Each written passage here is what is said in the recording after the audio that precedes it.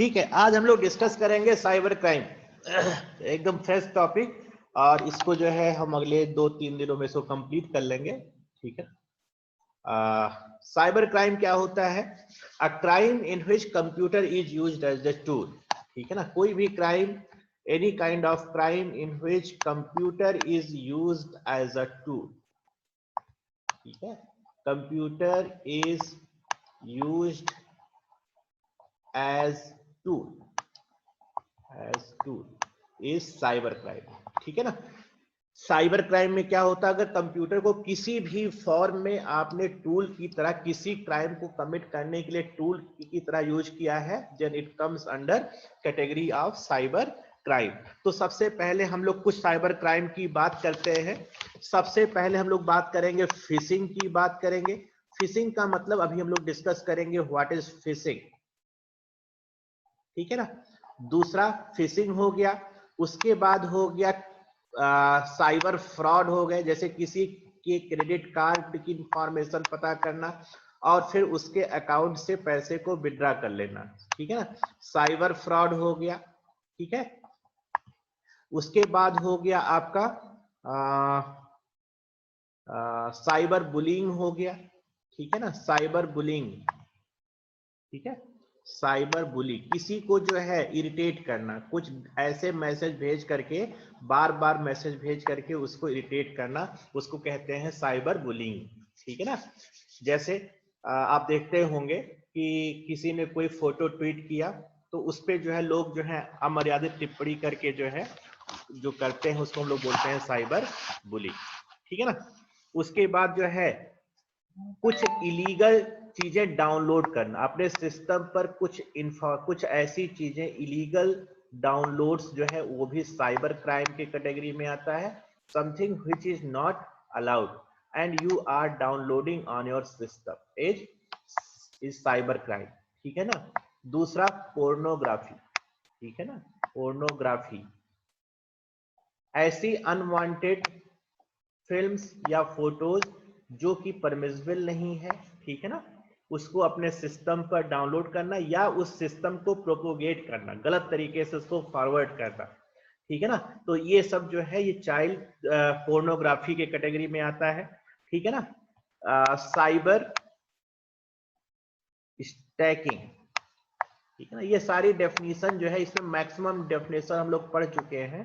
ठीक है ना, एक बार हम लोग सिर्फ लिस्ट कर रहे हैं कि क्या क्या चीजें साइबर क्राइम में आएंगी। ठीक है ना, तो साइबर स्टैकिंग हो गया, दूसरा हो गया साइबर टेररिज्म। ठीक है, जैसे आप जानते हैं कि लोग जो हैं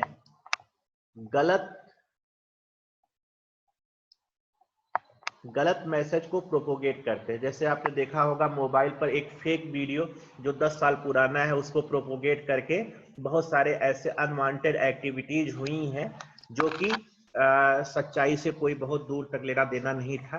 तो इस तरीके की चीजें, अनवांटेड चीजें जो हैं, this is called cyber terrorism. दूसरा है कि सिस्टम, किसी के सिस्टम को जानबूझ करके मतलब उसके फंक्शन को डिस्टर्ब कर देना, that is called propagation of viruses. ठीक है ना, अगर आप सिस्टम में वायरसेस को भेजते हैं कि अगर कोई उसको डाउनलोड करता है तो उसका सिस्टम जो है वो करप्ट हो जाए, this will also come under virus, come under cyber crime. ठीक है ना, उसके बाद हो गया स्पैम। ठीक है, तो ये सारे जो टर्म्स हैं, इन टर्म्स को हम लोगों को सीखना है, और ये जो टर्म्स हैं ये सारे टर्म्स जो है साइबर क्राइम के अंतर्गत आएंगे, और सब में जो है कंप्यूटर जो है टूल की तरह यूज होगा, तो इसको हम all together we know as a cyber crime. तो सबसे पहले हम लोग देखेंगे फिशिंग क्या होती है। ठीक है, फिशिंग का मतलब वही होता है जो आप समझ पा रहे हैं कि किसी को जो है किसी की इंफॉर्मेशन को जो है पता करना, ठीक है ना, गलत तरीके से पता करना और उसको जो है यूज करना, दैट इज कॉल्ड फिशिंग। ठीक है ना, तो सबसे पहले हम लोग फिशिंग के बारे में बात करेंगे। अच्छा, ये जो साइबर क्राइम है, ये सारे क्राइम जो है गवर्नमेंट ऑफ इंडिया ने एक एक्ट बना करके, ठीक है, एक एक्ट बना करके आईटी एक्ट 2000 में, ठीक है, आईटी एक्ट 2000 में इन सारे एक्टिविटीज को क्राइम माना, ठीक है ना। ये जो सारे एक्टिविटीज हैं, फिशिंग हो गया, साइबर फ्रॉड हो गया, साइबर बुलिंग हो गया, illegal downloads, pornography, stalking, terrorism and viruses, spam, all this are defined as a offence. सारी चीजों को ऑफेंस डिक्लेयर किया और इन चीजों के लिए एक पहला जो है आईटी एक्ट 2000 में आया, जिसमें सारी चीजों की डेफिनेशन, जब कोई भी चीज पहली बार होती है तो उसको जो है उसको डिफाइन करना पड़ता है कि किस चीजों को हम लोग साइबर क्राइम मानेंगे। तो ये सारी डेफिनेशन जो है आईटी एक्ट 2000 में इंट्रोड्यूस हो गई कि ये सारी जो चीजें हैं, all this things are known as IT act 2000, ठीक है ना। इसका ये जो एक्ट है, इसका एक अमेंडमेंट भी आया है, एक इसका अमेंडमेंट भी आया है जिसको हम लोग बोलते हैं आईटी एक्ट 2008, ठीक है ना। इसका अमेंडमेंट आया है 2008 में, ठीक है ना। इसका मतलब कि इसमें कुछ चीजें और ऐड हुई हैं और ये जो है अमेंडेड एक्ट है, ठीक है ना। तो अगर किसी तरीके से आप क्राइम में इन्वॉल्व हैं तो आपके अगेंस्ट में जो है वो आपको पुलिस जो है डिटेन कर सकती है किसी चीज के वायलेशन के लिए, ठीक है ना। तो अमेंडमेंट एक्ट में क्या किया गया, अमेंडमेंट एक्ट में कहा गया कुछ चीजें और जोड़ी गई। जैसे पहले जो है हम लोग जो नेट के फॉर्म में इंफॉर्मेशन है उसको जो है ऑफिशियल डॉक्यूमेंट नहीं मानते थे, ठीक है ना। बाद में इसमें कहा गया है कि कोई भी सरकारी जो डॉक्यूमेंट है वो इलेक्ट्रॉनिक फॉर्म में भी आप उसको प्रोड्यूस कर सकते हैं, ठीक है ना। तो इसमें कहा गया है जो अमेंडमेंट है एक्ट में तो सारी डेफिनेशंस प्रेजेंट हैं और इसके अकॉर्डिंग क्या मतलब जो है क्या क्राइम बनता है और कैसे उस पर हम लोग जो है लीगल एक्शन कर सकते हैं, वो चीजें हैं। 2008 में पहला किया गया है कि डिजिटल सिग्नेचर की बात की गई है, ठीक है। डिजिटल सिग्नेचर की बात की गई है कि कोई भी डॉक्यूमेंट है उसको हम लोग डिजिटली जो है सिक्योर कर सकते हैं, ठीक है। तो डिजिटल सिग्नेचर की बात हुई है। और दूसरा इसमें ऐड हुआ है कि किसी भी इलेक्ट्रॉनिक डॉक्यूमेंट के फॉर्म में, ठीक है ना, इलेक्ट्रॉनिक डॉक्यूमेंट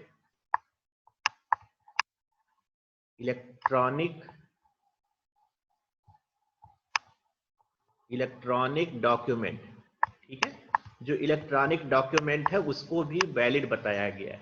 जैसे कोई फॉर्म है तो फॉर्म का सबसे पहले जो था कि जो है हम लोग ऑफलाइन फॉर्म भरते, तो इलेक्ट्रॉनिक डॉक्यूमेंट को भी वैलिड डॉक्यूमेंट जो है गवर्नमेंट ऑफ इंडिया ने घोषित किया, ठीक है ना। तो ये कुछ जो है मॉडिफिकेशन 2000 में इंट्रोड्यूस हुई है। तो जो हमारा जो बेसिक एक्ट है ये हमारा जो है आईटी एक्ट 2000 में, ठीक है ना। तो अब हम लोग शुरू करते हैं what is cyber, what is fishing.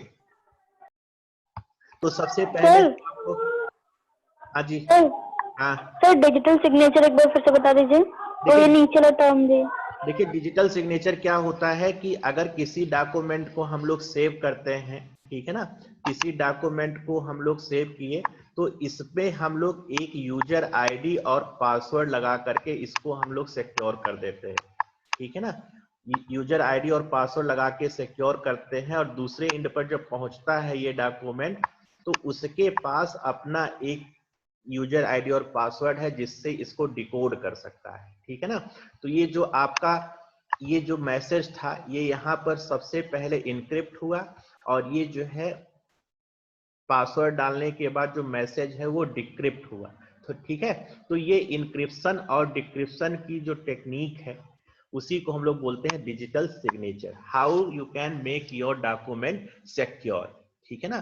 कि अगर मान लीजिए कि डॉक्यूमेंट जो है किसी को आप कोई कॉन्फिडेंशियल डेटा भेज रहे हैं और वो डेटा बीच में इंटरसेप्ट हो सकती है, तो best choice is that we secure data by certain mechanism, ठीक है ना। तो डिजिटल सिग्नेचर में हम लोग एक यूजर आईडी पासवर्ड जो है उसको सिक्योर करते हैं और जिसके पास वो यूजर आईडी और पासवर्ड होगा वो उसको ओपन कर सकता है, बाकी कोई भी उस डॉक्यूमेंट को ओपन नहीं कर सकता। तो this is called digital signature, ठीक है। अब हम लोग बात करेंगे फिशिंग की, बात करेंगे। आपने देखा होगा कि आपके मेल में आपके ईमेल में बहुत सारी ऐसी मेल आती हैं जो आपको कहती हैं कि आपको जो है 1 लाख पाउंड आप जीत गए हैं, आप अपना यूजर इंफॉर्मेशन, कुछ इंफॉर्मेशन दीजिए तो आपके अकाउंट में पैसा जो है ट्रांसफर कर दिया जाएगा। ठीक है ना। तो बेसिकली क्या कर रही हो, आपको जो है मोटिवेट कर रही हैं to provide certain information, and if you provide those information then you are trapped. ठीक है।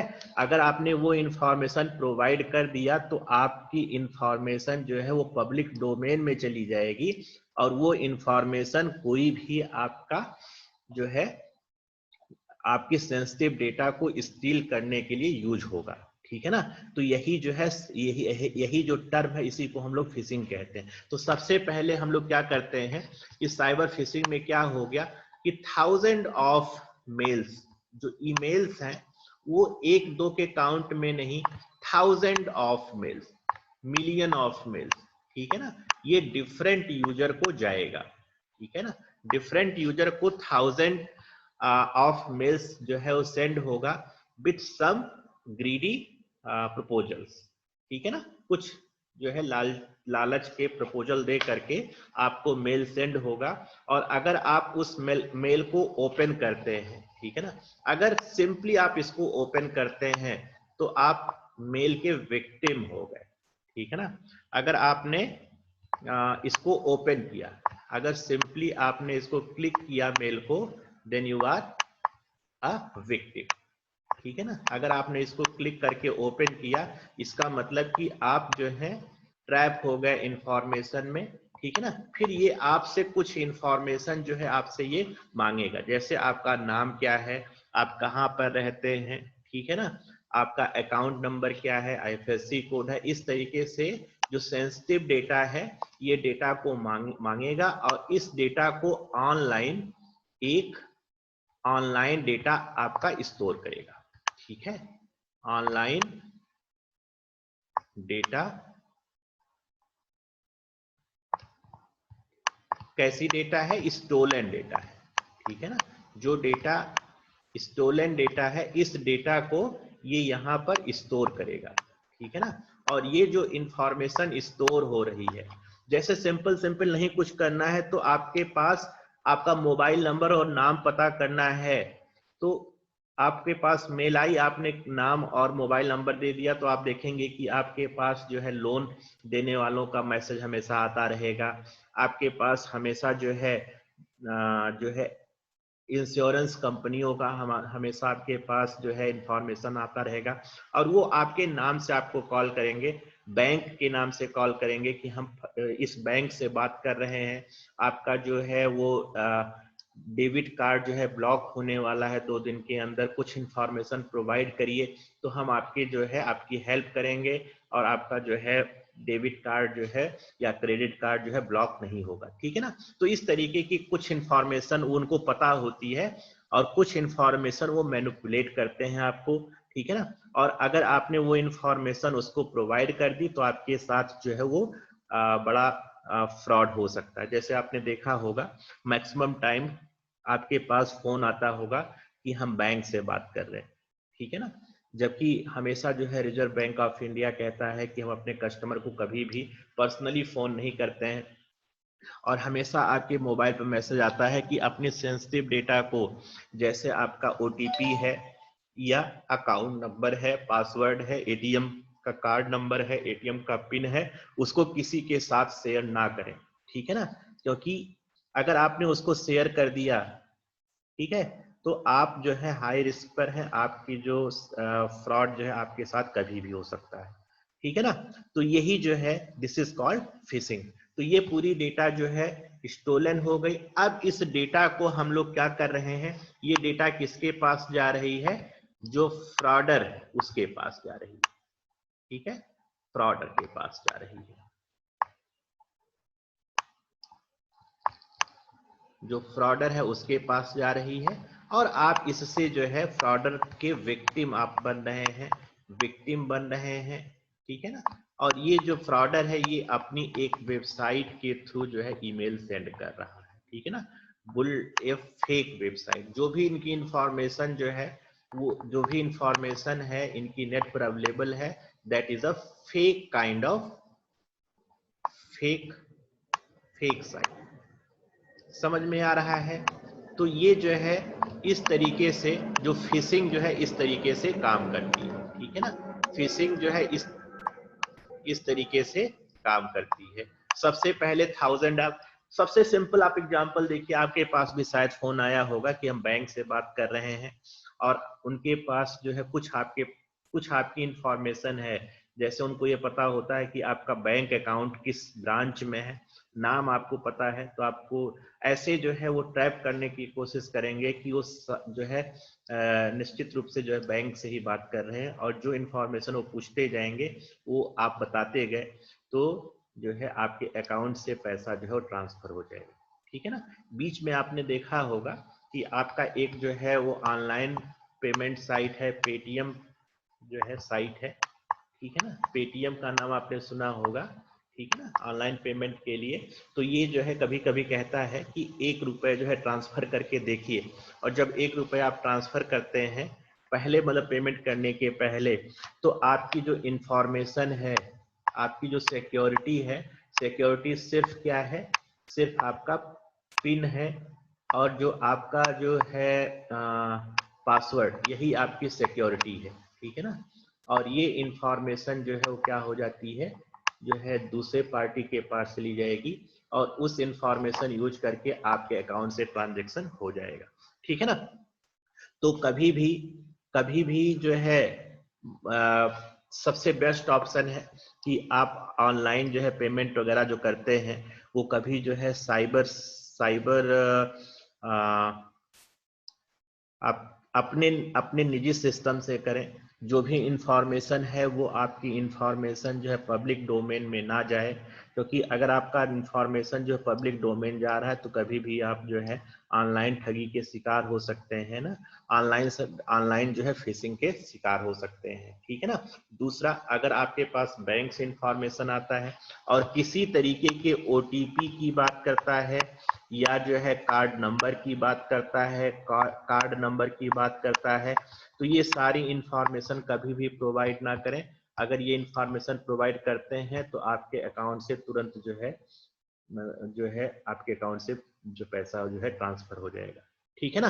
तो अगर फिशिंग से हमको बचना है तो कुछ तरीके हम लोगों को जानने पड़ेंगे कि हम लोग क्या करें क्या ना करें, तो हम लोग जो है फिशिंग से जो है बच सकते हैं। तो पहला तरीका यही है कि अगर आपके पास कोई अनवांटेड ईमेल आती है, ठीक है ना, कोई अनवांटेड ईमेल आती है तो उसको आप कभी भी ओपन ही ना करें, ठीक है ना।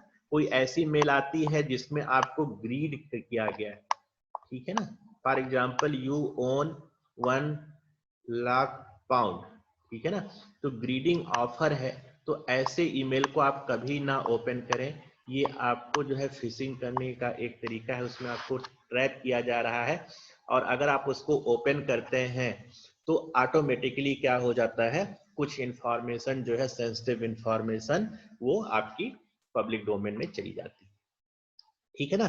तो ऐसे मेल को आप कभी भी ओपन ना करें, do not open the mail, ठीक। सिर्फ उन्हीं मेल को आप इंटरटेन करें, ओपन द सिर्फ उन्हीं मेल को आप ओपन करें जिनका रिसोर्स जो है वो आपको ऑथेंटिक लगता है या आप उसको पर्सनली जानते हैं, सिर्फ उन्हीं मेल को आप जो है इंटरटेन करें, ठीक है ना। तो इस तरीके से। और दूसरा, जो ये ऑनलाइन पेमेंट साइट है, ठीक है, ऑनलाइन पेमेंट साइट्स हैं, जैसे आपका पेटीएम है, गूगल पे है, ठीक है, गूगल पे, या आपका जो है और कौन सा है, ठीक है, पेटीएम हो गया, गूगल पे हो गया, और बहुत सारे हैं, तेज एक होता है, ठीक है। तो ये सारे जो पेमेंट साइट हैं इसके थ्रू जो है पेमेंट करने से अवॉइड करें। और अगर अवॉइड नहीं करते हैं तो ये जो वॉलेट है, इस वॉलेट में ज्यादा पैसे को जो है मत रखें, ठीक है ना। आपका जो मेन अकाउंट है इससे कनेक्टेड नहीं होना चाहिए, सिर्फ जो है उतना ही वॉलेट में पैसा होना चाहिए जितना आप जो है जिस पे रिस्क आप कर पाए, ठीक है ना। तो दूसरा, जो मेल स्पैम में आती है, ठीक है, जो मेल स्पैम में आती है, ठीक है, जो मेल आपने देखा होता है कि हर एक जो सर्विस प्रोवाइडर है, जो जो आपको मेल सर्विसेज देता है, उस मेल सर्विसेज की कुछ अपनी सिक्योरिटी पॉलिसीज हैं, ठीक है, कुछ अपनी सिक्योरिटी पॉलिसी है, और उस सिक्योरिटी पॉलिसी पर अगर आपकी जो ओरिजिनेटेड मेल जो आ रही है उस पे जो है उसको लगता है कि कुछ इसमें जो है अनवांटेड मैसेज है which can harm the user, तो वो इंफॉर्मेशन कहां पर जाती है? That information is directed to the spam. वो ईमेल में ना आकर के कहां पर जाती है? स्पैम मेल में जाती है। तो जो भी चीजें स्पैम में आ रही है उसको don't open it, simply select and delete, ठीक है ना। कभी भी इसको आप ओपन मत करें, ठीक है। अगर आप ओपन करेंगे तो आपका सिस्टम जो है ऑटोमेटिकली जो है इनको कॉपी कर लेगा, ठीक है ना। तो that can damage your system, ठीक है ना। स्पैम क्या होता है? हाँ? स्पैम क्या होता है? स्पैम जो है आपके कुछ मेल आप इनबॉक्स में देखे होंगे, मेल में कुछ जो है ईमेल जो है इनबॉक्स में आती हैं और कुछ स्पैम में आती हैं। स्पैम का मतलब कि जो इंफॉर्मेशन जो डाउटफुल है, जो मैसेजेस जो है अनऑथराइज्ड रिसोर्स से ओरिजिनेट हुई है, जो मैसेज इलीगल सोर्स से ओरिजिनेटेड हैं, ठीक है ना, वो जो है इनबॉक्स में ना जाकर के कहां पर जाती हैं? स्पैम में जाती हैं। तो आप देखेंगे कि आपके इनबॉक्स के नीचे देखिएगा एक ऑप्शन आता है स्पैम का, तो स्पैम के मेल को आप कभी मत ओपन करें, उसको सिंपली सेलेक्ट करके डिलीट कर दें, ठीक है ना। दूसरा, इलीगल डाउनलोड से बचें, ठीक है, डाउनलोडिंग से आप बचें, ठीक है ना। क्योंकि डाउनलोडिंग में क्या होता है कि कुछ इंफॉर्मेशन वो आपसे मांगता है, परमिशन मांगता है, ठीक है, परमिशन मांगता है, और जब परमिशन मांगेगा तो आपकी जो डेटा है वो कॉपी भी हो सकती है, ठीक है।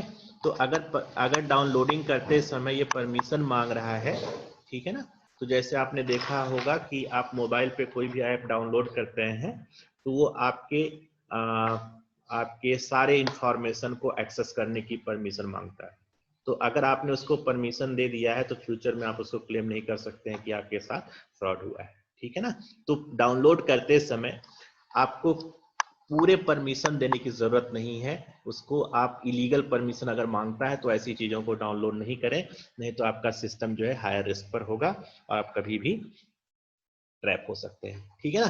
तो ये जो पूरा टर्म है ये किससे रिलेटेड है? ये है फिशिंग से रिलेटेड, ठीक है ना। इलीगल डाउनलोड से बचें, क्योंकि आपने देखा होगा जो हम लोग सॉफ्टवेयर डाउनलोड करते हैं, अगर कुछ उसमें ऐसा कोड लिखा गया है जो आपकी पर्सनल इंफॉर्मेशन को कहीं दूसरे लोकेशन पर सेंड कर दे रहा है, ठीक है ना, तो आप जो है आपके साथ कभी भी फ्रॉड हो सकता है, ठीक है। जैसे आप मोबाइल में सुनते आए होंगे कि एप्लीकेशन जो है, जो चाइनीज एप्लीकेशन उसको बैन करते हैं क्योंकि वो इलीगल परमिशन, जो परमिशन की जरूरत नहीं है उसको भी वो परमिशन मांगता है कि हमको परमिशन दीजिए, ठीक है ना। तो अगर आप उनको परमिशन देते हैं तो वो कोई भी इंफॉर्मेशन जो है आपके मोबाइल से कॉपी करके अपने सर्वर पर स्टोर कर सकते हैं, ठीक है ना, अपने सिस्टम पर स्टोर कर सकते हैं और अपने अकॉर्डिंग जो है डेटा प्रोसेसिंग करके कुछ इंफॉर्मेशन, कुछ कंक्लूजन जो है ड्रा कर सकते हैं, ठीक है ना। तो डाउनलोडिंग करते समय आप थोड़ा सा सावधान रहें। इलीगल अगर परमिशन की रिक्वायरमेंट है, ज्यादा परमिशन मांग रहा है, तो ऐसे जो है एप्लीकेशंस को, ऐसे सॉफ्टवेयर को आपको डाउनलोड करने से बचें, ठीक है ना, नहीं तो आप फ्यूचर में ट्रैप हो सकते हैं, ठीक है। दूसरा है साइबर क्राइम में आता है पोर्नोग्राफी आप जानते हैं कि कुछ ऐसा कंटेंट, ऐसे जो है फिगर्स, फोटोज, ठीक है ना, जो अनवांटेड है, ठीक है ना, उसको एक एज लिमिट, जब भी आप वेबसाइट को ओपन करते हैं तो उसमें जो है एक एज लिमिट फिक्स होती है कि आप if you are below 18 years then you can not open it, ठीक है ना। तो ये जो है ये साइबर क्राइम की कैटेगरी में आता है, ठीक है ना, साइबर क्राइम की कैटेगरी में आता है। तो इस तरीके का अगर आप कोई कंटेंट अपने सिस्टम पर अगर आप डाउनलोड करते हैं then you are also eligible for punishment, ठीक है ना।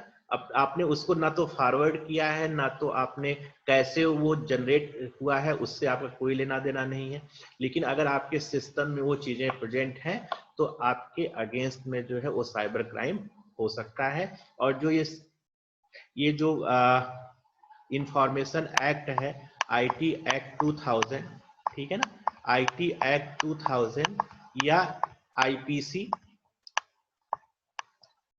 1860, ठीक है ना, इंडियन पिनल कोड 1860 के तहत, ठीक है ना, आपके ऊपर जो है कार्रवाई हो सकती है, ठीक है ना।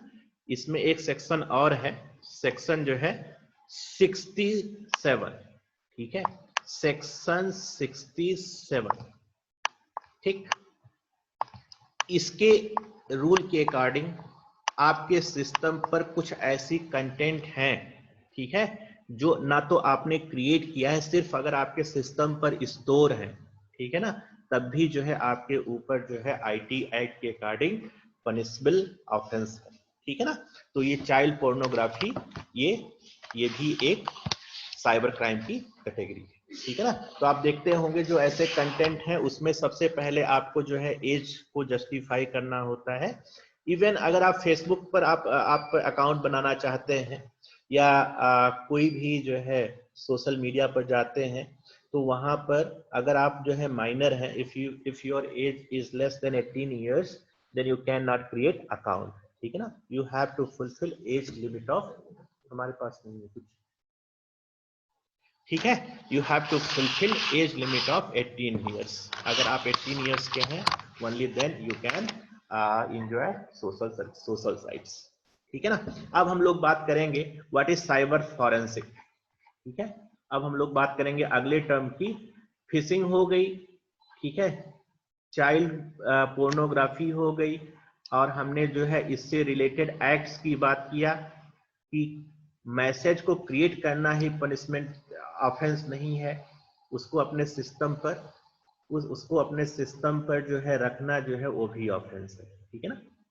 तो ये सब चीजें जो है आप जानते ही हैं, ठीक है। अब हम लोग बात करेंगे साइबर फॉरेंसिक्स की बात करेंगे, ठीक है ना, साइबर फॉरेंसिक।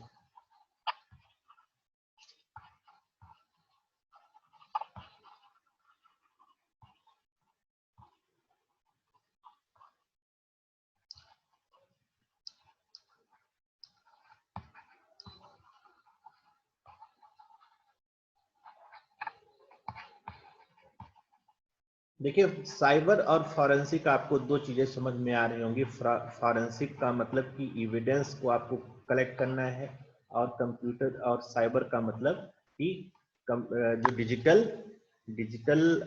एविडेंस है, ठीक है ना, डिजिटल एविडेंस को जो है किस तरीके से लीगल पर्पज के लिए यूज किया जा सकता है, that is called cyber forensic, ठीक है। तो अगला टर्म हम लोग जो डिस्कस करेंगे वो है साइबर फॉरेंसिक,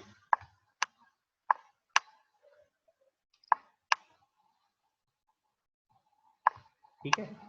साइबर फॉरेंसिक, इसमें देखिए दो चीजें हैं, दो स्ट्रीम जुड़ रही हैं। पहला जो है लीगल स्ट्रीम्स, लीगल चीजें हैं, ठीक है ना, लीगल इसका मतलब लॉ से रिलेटेड टर्म, और दूसरा साइबर, साइबर मतलब कंप्यूटर से रिलेटेड टर्म, ठीक है। Cyber means anything that is related to computer science या रिलेटेड टू कंप्यूटर्स, ठीक है। और दोनों को हम लोग क्या कर रहे हैं, what we are trying to do, we are trying to develop digital evidence for legal purpose, ठीक है। What we are trying to say, we are trying to say that digital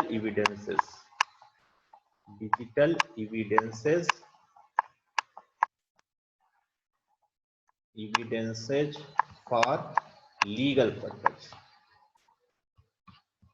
ठीक है, फॉर लीगल पर्पज। आपने देखा होगा, आप serial देखते होंगे, तो उसमें जो है आपको दिखाते हैं कि कोई भी क्राइम होता है तो क्रिमिनल की फोटो जो है मैच कराते हैं अपने डेटाबेस से, ठीक है ना।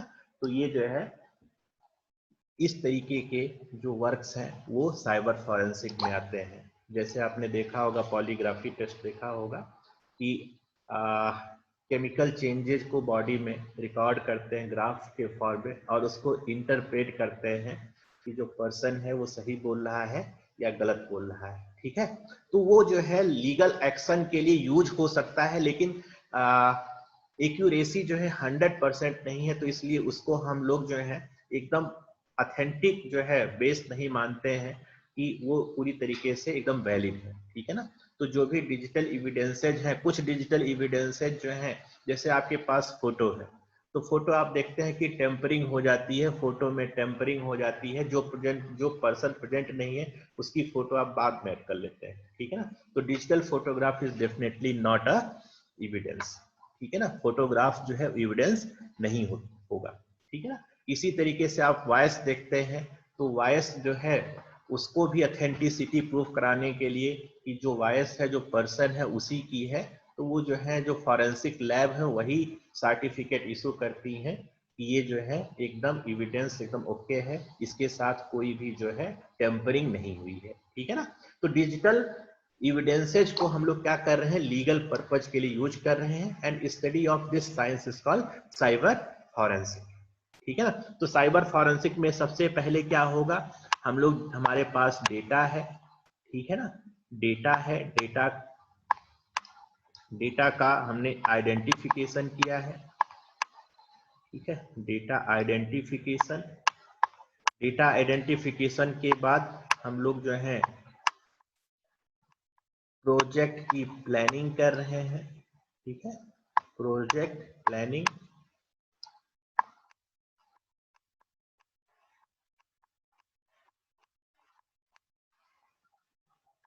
उसके बाद डेटा कैप्चर।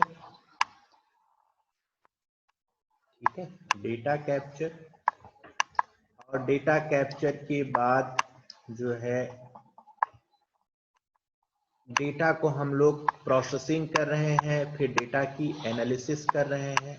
ठीक है, डेटा प्रोसेसिंग, उसके बाद जो प्रोसेस डेटा है उससे डेटा को एनालाइज हम लोग कर रहे हैं, डेटा एनालिसिस। ठीक है, डेटा एनालिसिस, और डेटा एनालिसिस करने के बाद we are coming to some conclusion. ठीक है ना, यहाँ पर हम लोग कंक्लूजन ड्रा कर रहे हैं, कंक्लूजन, और उसके बाद हम लोग यहाँ से रिपोर्ट जनरेशन की बात कर रहे हैं। ठीक है ना, जैसे सोचिए कि सबके पास जो है, अगर हमारे पास सबका जो है डीएनए प्रिंट हो, ठीक है ना, और कोई भी क्राइम होता है तो उसमें अगर कोई पैटर्न मिलता है जिससे हम लोग एक्सट्रैक्ट कर पाए डीएनए को, तो डेटाबेस से मैच करा करके हम लोग तुरंत आइडेंटिफाई कर सकते हैं कि कौन क्रिमिनल है। ठीक है ना, तो इस तरीके के वर्क्स जो है वो साइबर फॉरेंसिक में आते हैं। जैसे आपके पास जितने पूरे जो है क्रिमिनल्स हैं सारा का डेटाबेस है, और आपके पास कोई फोटो आती है तो आप उससे मैच कराते हैं कि ये पुराने डेटाबेस में है या नहीं है। तो इस तरीके का जो काम है वो साइबर फॉरेंसिक में होता है। ठीक है ना, तो साइबर फॉरेंसिक बेसिकली क्या है, study of legal aspect with the computer science. ठीक है ना, to generate digital evidences which can be used for legal purpose. ठीक है ना, तो this is called cyber forensic. ठीक है ना, तो आज हम लोग यहीं पर बंद करते हैं, टाइम भी खत्म, अच्छा भी टाइम है थोड़ा सा, अभी थोड़ा सा टाइम है, हम लोग थोड़ा और बात कर लेते हैं। ठीक है, क्योंकि अब जो है हम लोग बहुत जल्दी इसको हमको बहुत जल्दी खत्म करना है। ठीक है ना, खत्म करने के बाद जो है हम लोग जो है एक चैप्टर हमारा और बाकी रह जाएगा, और वो है डेटा विजुअलाइजेशन का। ठीक है, डेटा विजुअलाइजेशन का। ठीक है ना, अब हम लोग थोड़ा सा बात करेंगे, आईपीआर की बात करेंगे। ठीक है, आईपीआर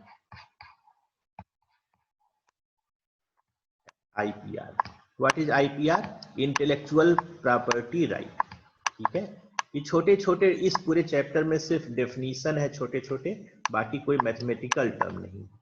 ठीक है ना, इंटेलेक्चुअल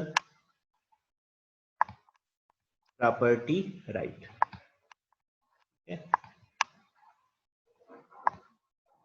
प्रॉपर्टी राइट ये क्या कहता है कि अगर आपकी कोई अपनी क्रिएटिविटी है, ठीक है, कोई आपकी अपनी क्रिएटिविटी है, तो it can act like a commodity, like your own commodity, ठीक है ना।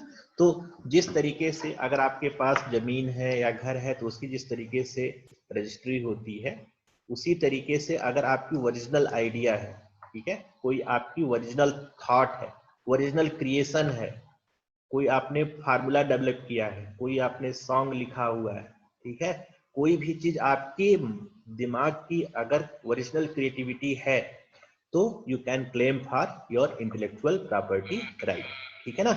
हम लोग उस पर क्या फाइल करेंगे कि ये इंटेलेक्चुअल प्रॉपर्टी राइट है, ये हमारी अपनी प्रॉपर्टी है, ठीक है ना, और इसको जो है कोई भी अगर दूसरा यूज करता है तो उसको सबसे पहले आपसे परमिशन लेनी पड़ेगी कि हम आपकी जो ओरिजिनल आइडिया है उसको हम लोग यूज कर रहे हैं और उसको आपको क्रेडिट देना पड़ेगा, ठीक है ना। जैसे किसी ने एक पेपर पब्लिश किया और उस पेपर को पब्लिश करने के बाद, ठीक है ना, उसने कोई एक जो है टर्म निकाला कि ये चीज जो है जैसे हो गया कि जो है तुलसी जो है ये इसमें एंटीऑक्सीडेंट है, ठीक है ना, तुलसी में जो है एंटीऑक्सीडेंट है,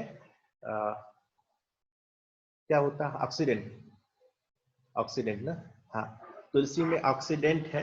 तो ये जो मान लीजिए कि किसी ने इसको जो है निकाला हुआ है, रिसर्च करके 10 इयर्स रिसर्च करके इस कंक्लूजन को ड्रा किया हुआ है, तो ये जो जिसने इसको ड्रा किया हुआ ये इसका इंटेलेक्चुअल प्रॉपर्टी राइट है, ठीक है ना। तो अगर इस फैक्ट को आप यूज करते हैं, तो आपको इसको क्रेडिट देना पड़ेगा, ठीक है ना।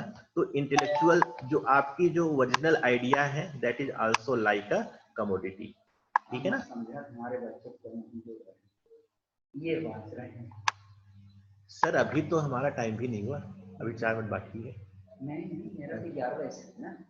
हाँ तो सर हमारा 10:30 से आपका 11 कैसे होगा? 10 से आपकी 11 तक। अच्छा ठीक है, बस 5 मिनट अच्छा, दो मिनट सर, 2 मिनट, ठीक है ना। तो इंटेलेक्चुअल प्रॉपर्टी राइट आपको समझ में आ गया होगा कि अगर ओरिजिनल आइडिया है, अगर आपकी ओरिजिनल आइडिया है तो वो भी आपकी राइट है, ठीक है ना।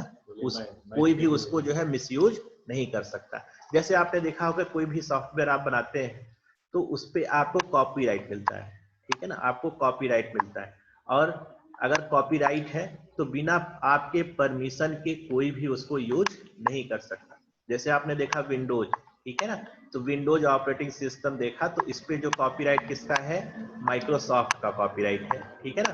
तो अगर माइक्रोसॉफ्ट का कॉपीराइट है तो विदाउट परमिशन और without paying license fee you can't use it, ठीक है ना, आप इसको यूज नहीं कर सकते हैं। तो उसी तरीके से अगर आपकी ओरिजिनल थॉट है तो it is just like your own property and nobody can use it without your permission, right, or without paying royalty, ठीक है ना, कोई उसको यूज नहीं कर सकता। जैसे आपने कोई टेक्स्ट बुक लिखा हुआ है, ठीक है ना, एक टेक्स्ट बुक आपने लिखा हुआ है, ठीक, तो आपकी प्रॉपर्टी, ठीक है ना, तो this is term related to intellectual property right. कल हम लोग बात करेंगे डीपीआर की बात करेंगे, ठीक है, DPR stands for digital property right, ठीक है ना। तो आज हम लोग यहीं पर ब्रेक कर रहे हैं, कल हम लोग डीपीआर की बात करेंगे, आईपीआर के बाद डीपीआर की बात करेंगे, डिजिटल प्रॉपर्टी राइट की बात करेंगे। एक बार मैं सबसे बात कर लेता हूं क्योंकि टाइम भी जो है कुछ सेकंडों में बचा हुआ है। चिरंजीत विश्वास, यस सर, समझ में आ रहा है?